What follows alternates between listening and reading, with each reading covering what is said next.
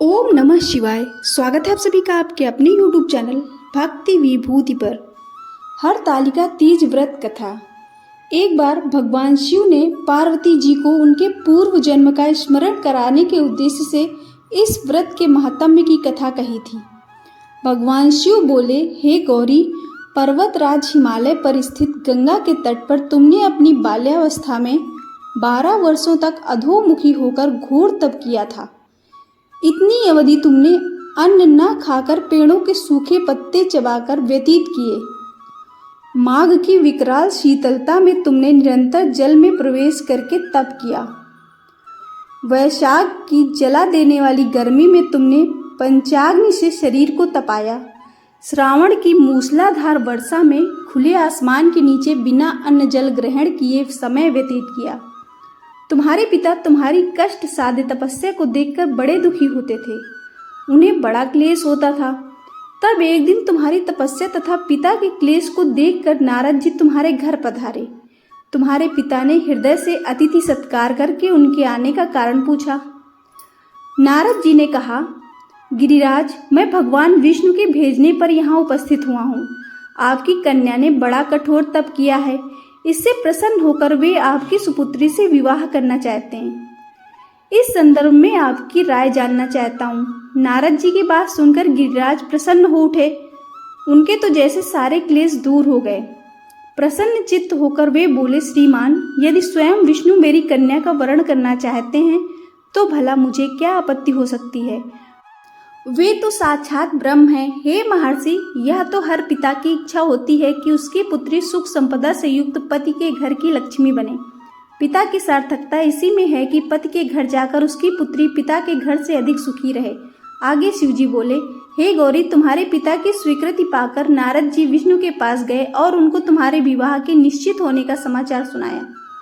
मगर इस विवाह संबंध की बात जब तुम्हारे कान में पड़ी तो तुम्हारे दुख का ठिकाना ना रहा। तुम्हारी एक सखी ने तुम्हारी इस मानसिक दशा को समझ लिया और उसने तुमसे उस विक्षिप्तता का कारण जानना चाहा।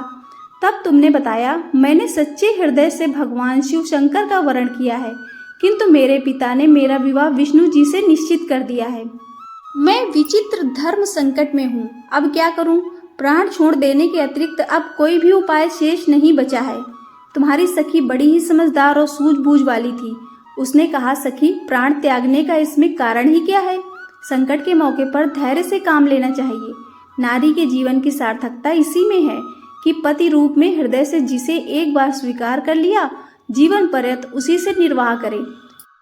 सच्ची आस्था और एक निष्ठा के समक्ष तो ईश्वर को भी समर्पण करना पड़ता है। मैं तुम्हें घनघोर जंगल में ले चलती हूँ, जो साधना स्थली भी हो और जहाँ तुम्हारे पिता तुम्हें खोज भी ना पाए। वहां तुम साधना में लीन हो जाना। मुझे विश्वास है कि ईश्वर अवश्य ही तुम्हारी सहायता करेंगे। तुमने ऐसा ही किया। तुम्हारे पिता तुम्हें घर पर न पाकर बड़े दुखी तथा चिंतित हुए। वे सोचने लगे कि तुम जाने कहाँ चली गई। मैं विष्णु जी से उसका विवाह करने का प्रण कर चुका हूँ। यदि भगवान विष्णु बारात लेकर आ गए और कन्या घर पर न हुई तो बड़ा अपमान होगा। मैं तो कहीं मुंह दिखाने के योग्य भी ना रहूंगा। यही सब सोचकर गिरिराज ने जोर शोर से तुम्हारी खोज शुरू करवा दी। इधर तुम्हारी खोज होती रही और उधर तुम अपनी सखी के साथ नदी के तट पर एक गुफा में मेरी आराधना में लीन थी। भाद्रपद शुक्ल तृतीया को हस्त नक्षत्र था। उस दिन तुमने रेत के शिवलिंग का निर्माण करके व्रत किया। रात भर मेरी स्तुति के गीत गाकर जागी। तुम्हारी इस कष्ट साध्य तपस्या के प्रभाव से मेरा आसन डोलने लगा। मेरी समाधि टूट गई। मैं तुरंत तुम्हारे समक्ष जा पहुंचा और तुम्हारी तपस्या से प्रसन्न होकर तुमसे वर मांगने के लिए कहा। तब अपनी तपस्या के फल स्वरूप मुझे अपने समक्ष पाकर तुमने कहा, मैं हृदय से आपको पति के रूप में वरण कर चुकी हूँ।